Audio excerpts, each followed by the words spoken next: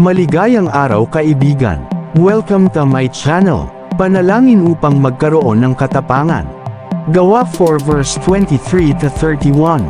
Nang palayain na sina Pedro at Juan, pumunta sila sa mga kasamahan nila at ibinalita ang sinabi ng mga punong pari at ng mga pinuno ng bayan. Nang marinig ito ng mga mananampalataya, sama-sama silang nanalangin sa Diyos, Panginoon, kayo po ang lumikha ng langit at ng lupa, ng dagat at ng lahat ng nasa mga ito. Kayo po ang nagsalita sa pamamagitan ng aming ninunong si David na inyong lingkod nang sabihin niya sa patnubay ng Espiritu Santo, bakit galit na galit ang mga hentil, at ang mga tao'y nagbalak ng mga bagay na walang kabuluhan. Naghanda para sa digmaan ang mga hari sa lupa, at nagtipon ang mga pinuno laban sa Panginoon at sa kanyang hinirang.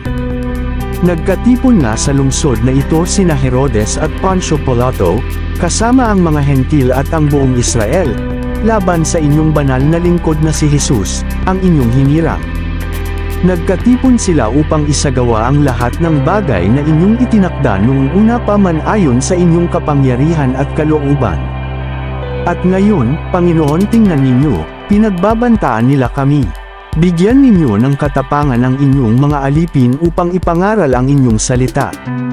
Iunat ninyo ang inyong kamay upang magpagaling, at loobin ninyo na sa pangalan ng inyong banal na lingkod na si Jesus ay makagawa kami ng mga himala. Pagkatapos nilang manalangin, nayanig ang kanilang pinagtitipunan. Silang lahat ay napuspos ng Espiritu Santo at buong tapang na nangaral ng salita ng Diyos.